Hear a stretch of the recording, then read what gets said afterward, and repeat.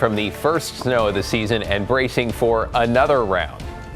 Yeah, we got more weather coming. Yeah, exactly. I'm a little nervous for that. The snow and ice that could cause much more trouble later this week. Plus, pisses me off. That guy does not need to be dead right now. A man released from a hospital only to die in police custody. What investigators found when it came to the actions of those officers. And planes grounded at least until Saturday. The holdup for inspections on MAX 9s as Boeing CEO goes on the record about the mid-flight blowout. Good evening, everyone. We begin with the view of a desolate Highway 26 near Government Camp. The plows moving through. Multiple feet of snow have fallen there in the last few days after a blizzard blew through the area. Meanwhile, in the Rose City, things are looking fairly calm. The flurries come and gone with a bit of a lull before the next storm rolls in. Thanks for joining us. I'm David Molko, along with Chief Meteorologist Matt Zaffino, who's watching inbound wind, rain, ice, snow, and maybe, Matt, all of the above. What's the latest? All of the above for sure. Yeah, things are coming in a little bit better focus for us now. And the good thing is we have tonight, we have tomorrow, even tomorrow night to prepare and get ready for what's going to be a pretty brutal holiday weekend beginning on Friday. It's 40 degrees right now in Portland. There are some breaks in the clouds, and there'll be a few showers overnight tonight, maybe even some wet snowflakes in the hills, but not a big deal. The big deal comes beginning on Friday. Now the winter storm watch has extended all the way out to the Oregon coast and all the way up into the Cascades and really for most of the state. Now, a watch means that conditions are favorable for the event that is being watched for, in this case a winter storm, to occur. It's usually issued about 24 to 48 hours in advance of the event. And if all things go according to plan, it'll be converted from a watch to a warning as we get closer and it begins to happen. But look at this, about 90% of the state covered by a winter storm watch. The only part of the state not in a winter weather watch or advisory is the southern Oregon coast. Here's the latest on this. Now, I'm going to start you on Friday morning at 5 a.m. We're in the 30s, cold but not brutal, right? But look, it's already down into the teens in Mount Hood there. And then we begin to see snow develop mid to late morning as we drop down to about and below freezing, 29 degrees at 11 o'clock on Friday. By Friday afternoon, 24, and the east wind is now extending offshore, and the snow has expanded as the precipitation shield begins to advance from the south to the north, overrunning that cold air, producing snow. Then we're in the teens Friday night and into Saturday, and the snow keeps going. Maybe a little break early on Saturday before another round moves on in during the day on Saturday. So there's a lot to go through here, David. We'll go through all of it, but the headlines are this. Snow, I think, begins around midday on Friday. Temperatures will fall through the day on Friday, and there's going to be a blizzard in the gorge, and I've got updated snow amounts for Portland, too, and it looks like we will get several inches here in the city, so stick around for that. This looks like a major winter storm. Wow, which means the time to get ready is now. Thank you, Matt. We'll see you in a few minutes here. All right, a little news you can use now. A reminder how important it is to have some sort of winter emergency kit for your vehicle. Some drivers we talked to today tell us they include layers of warm clothing, food, water, extra packs to charge devices, and more. One guy told us he even packs an axe just in case he needs to get firewood.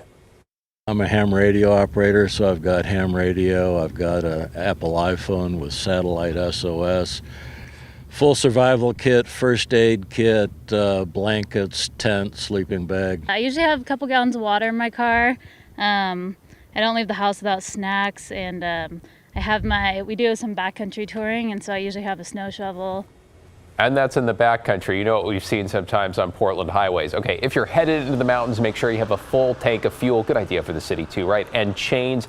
Advice from the pros here. Practice taking them on and off the chains before bad weather hits. Meanwhile, power companies say now is a good time to prepare for extended outages.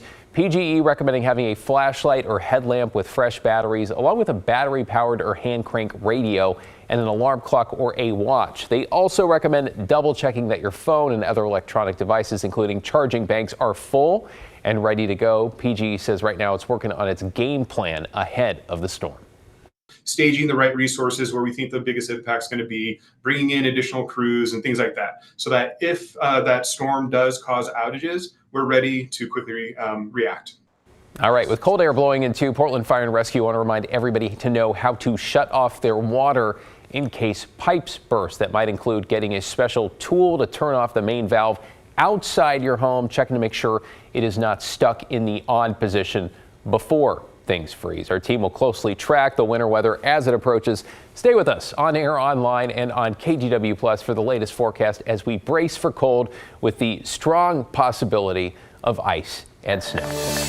New tonight, 2 Milwaukee police officers will not face criminal charges after a man they were transporting from Providence Milwaukee Hospital died in their custody.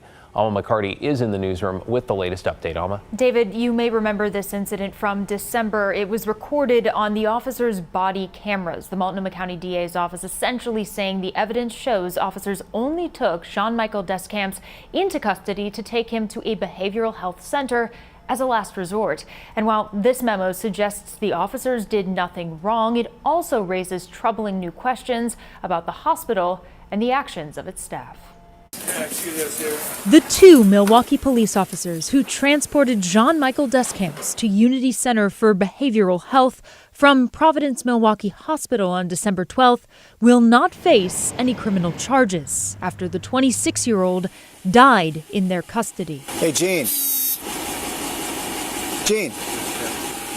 He doesn't look at me. Multnomah County prosecutors finding no evidence those officers committed a crime, calling Descamp's death a medical event only. The medical examiner stating Descamps died from an overdose with contributing natural causes. Tried to take him back into the hospital. They refused care. In the same memo, the prosecutor details how Descamps was first brought to the hospital by ambulance earlier that evening, after Clackamas County deputies responded to a MAC station. He told them he'd used drugs and was in pain. At the hospital, records show over several hours, Descamps was bathed, fed, prescribed meds, and given Narcan for the possibility of a mild opioid intoxication. When staff went to discharge him, they said he went from perfectly pleasant to voluntarily reluctant to leave. And when officers observed him, he appeared to be groaning in bed and non-responsive. Here's what an ER staffer told one of the officers. He's been evaluated medically. There's no medical problems for him. This is a chronic problem. He's not thriving chronically, but there's no medical reason for him to be here anymore. Later, officers pushed back. The body cam video shows. He can't be on his own. We can't. Huh? Why is he being released? But staff were insistent. The memo indicates, saying ER personnel told officers Descamps was, quote, malingering and playing possum. We had him set up with a shelter, a cab to take him to the shelter, and he didn't want to leave. He wanted to stay here all night, and so that's how that went for him. The deputy DA writing the video supports the conclusion that Descamps was only placed on a police hold and transported to Unity when it became clear that hospital would not treat him any further. In a statement, Providence said it's working to do better in providing safe, reliable, and compassionate care. As the internal and external reviews continue at Providence Milwaukee, we recognize we have a lot of work to do in building better relationships with our first responders, especially the officers in the Milwaukee Police Department. Police and emergency personnel have difficult, high-pressure jobs, and we commit to doing more to ease their way. Providence's internal investigation is ongoing, with the Oregon Health Authority and Disability Rights Oregon also looking into what happened. Milwaukee police tonight saying the department continues to review the incident and their hearts go out to the Descamps family. David. Thank you, Alma. Appreciate the follow-up tonight. Well, we also want to update you on another patient who was discharged from the same hospital, Providence, Milwaukee, under questionable circumstances. TriMet dispatch recordings from the night of January 1st detail how a driver called in to report that security at that hospital had placed an older woman who'd just been discharged on his bus. That is despite the fact she appeared to be in crisis, the driver said, and unable to care for herself. I didn't like it at all. I felt she was forced on me, and I knew it was going to be like this. Well, in that recording, the operations staff then tell the driver they've started flagging and reporting these types of incidents to the Joint Commission. That's an organization that accredits and sets standards for hospital. TriMet now confirming to us they began doing this tracking and reporting in December to better support their drivers and frontline staff. Disability Rights Oregon weighing in about how these cases point to a larger problem. She's being placed on there because, there's There's seemingly nowhere else for her to go. It's a breakdown in the mental health care system. Now, although Providence would not provide details about this specific patient, citing privacy, TriMet said police and medical teams responded to the bus and took the woman to a hospital in an ambulance. Now to an update on Alaska 1282, with the airline saying it is now canceling all Boeing 737 MAX 9 flights through Saturday, which adds up to as many as 150 flights a day.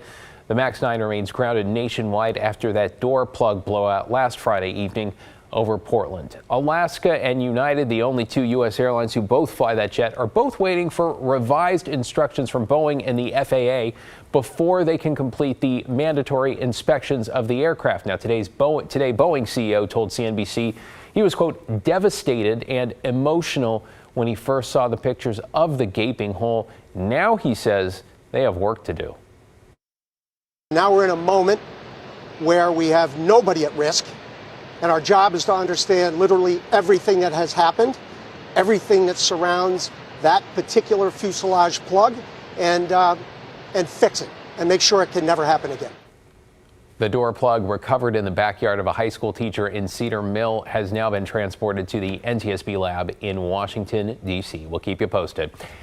You're watching KGW News. Straight ahead at 11 on this Wednesday. Families left frustrated by months of delays with a new system meant to help Oregonians navigate big changes. We'll tell you about that next.